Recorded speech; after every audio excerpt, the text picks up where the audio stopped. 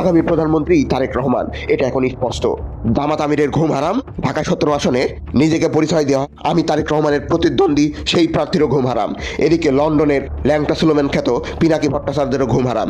ঘুম হারামের কারণেই রাতে তিনি কান্নাকাটি করে একদম ভাসিয়ে ফেলেছেন। কেননা গত রাতে দেখা যায় জনাব তারেক রহমান, তার মেয়ে জাইমা রহমান এবং তাদের প্রিয় বিড়াল দ্য পলিটিক্যাল ক্যাট জেবুর সঙ্গে কেরাম খেলতে দেখা যায়। আপনারা কি খেয়াল করেছেন জনাব তারেক রহমান এই নির্বাচনকে একদম রিল্যাক্সে হ্যান্ডেল করছেন? জনাব তারেক রহমান আছেন চিল মুডে।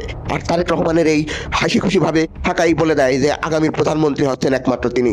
তার মধ্যে নেই কোনো টেনশন, শুধুই আছে চিল, চিল আর চিল। আর এদিকে তারেক রহমানের এই অ্যাটিটিউড এবং তার এই টেনশন ফ্রি দেখে ফ্রান্সের লেসু অর্থাৎ ল্যাংটা সুলেমান খ্যাত পিনাকি ভট্টাচার্য কান্না করে হওয়া হতাশ। কেননা তিনি জানছেন যে তার সমর্থিত জামাত শিবির গুপ্ত সংগঠন প্রচুর ব্যবধানে হারছে এবং এই জন্যই গত রাতে তিনি কান্না করতে করতে ভোট চান এবং কান্না করতে করতে ইমোশনাল হয়ে বাংলাদেশের মানুষের ইমোশনের সঙ্গে খেলা করতে চেয়েছিলেন। কিন্তু বাংলাদেশের মানুষ তো আর পাগল পাগল না। তার কুমিরের কান্নার উপর বাংলাদেশের মানুষ একদম হিসু করে দিল। বাংলাদেশের মানুষ বলছে ল্যাংটা সুলেমান তুমি ভালো হয়ে যাও। দেখছো না তারেক রহমানকে, তিনি কত সিল মোডে আছে।